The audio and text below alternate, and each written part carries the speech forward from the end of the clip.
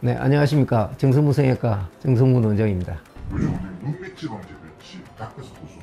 또 수술에 불상적도 확보 많은 수술 중에 하나인 것 같아요. 다크서클이 생긴 분들의 경우에는 나이가 많으신 분보다는 젊으신 분들이 많습니다. 젊으신 분들의 경우에는 지방이 이렇게 좀 나오면서 다크서클이 심하게 생긴 분들이 많으시거든요.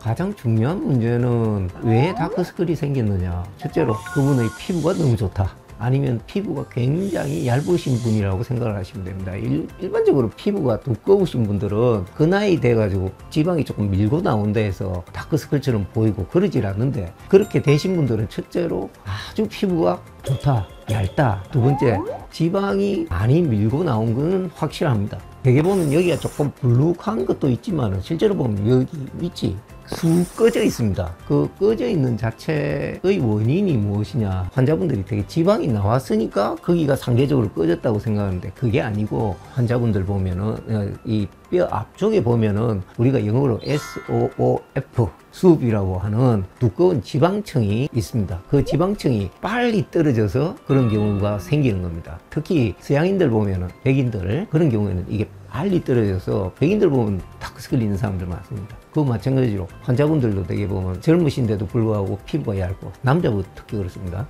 여자분도 마찬가지로 이제 피부 얇고 희고 이런 분들을 보면 지방이 나온 것보다는 지방이 나온 게 빨리 비쳐 보인다는 거고요. 밀려 나오니까, 얇으니까 떨어졌기 때문에 그 공간 자체가 생기는 것 때문에 우리가 다크서클이 생기고 문제가 생긴다고 생각하시면 될 것 같습니다. 그리고 수술한 이후에 환자분들께서 많이 꺼졌다, 이런 말씀들을 많이 하는데 이건 또 왜 그런가요? 이 지방만 일부 제거를 해버리면은 여기 지방층이 이렇게 밑으로 처진 것 자체는 그대로 있지 않습니까? 그대로 있기 때문에 여기가 꺼져 있는 거는 그대로 유지가 되겠죠.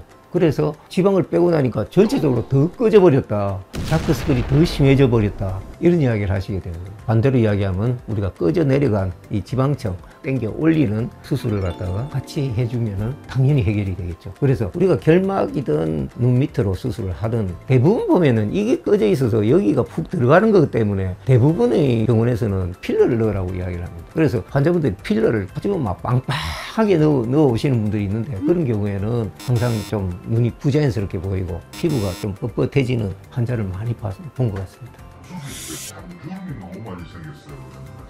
마찬가지입니다. 대부분 결막으로 수술을 하는 경우는 피부가 늘어나지 않았다는 조건, 그 다음에 피부가 조금은 늘어났지만은 탄력이 있는 분들, 그래서 이전에는 35세 이하에서만 결막으로 한다고 이야기를 했지만 최근에는 이 건강 상태라든지 피부 상태가 너무 좋으시기 때문에 뭐 45살 된 분들도 결막화 수술을 할 수가 있는데, 상대적으로 너무 많이 늘어난 경우에는 이렇게 제거를 하고 나면 피부가 이렇게 밑으로 처져 버리는 이런 경우가 있기 때문에, 수술하고 나서 아이고 선생님 더 다크서클 더 심해지고 주름은 더 늘었다, 그런 경우는 바깥쪽으로 수술을 하면서 피부를 같이 절제를 해주는 게 맞다고 생각합니다.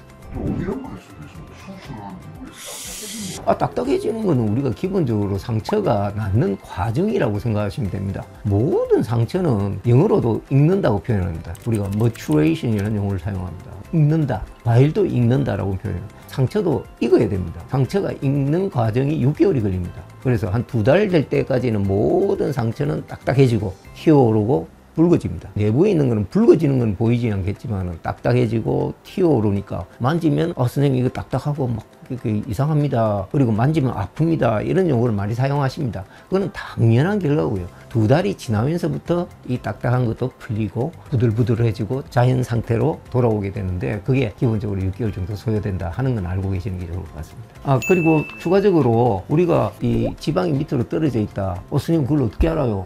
이렇게 물으실 거예요. 이거 만져보십시오. 눈 밑에 뼈를 만져보시면 지방층이 이렇게 만져지면서 그 안쪽에 뼈가 만져지시는 분들은 그게 아직 안 떨어진 거고요. 조금 전에 말씀드렸다 젊으신 경우에도 피부가 얇고 흰 부분들은 뼈 만져보세요 하면 뼈 만져지시죠? 이러면 예, 뼈 만져집니다, 이렇게 이야기하시거든요. 그런 환자분들은 이 앞쪽에 있는 지방층들이 벌써 이만큼 떨어진 거예요. 그런 진단이 됐을 때는 리프팅을 하는 수술을 같이 하면은 이제 해결이 된다, 이렇게 생각하시면 돼요.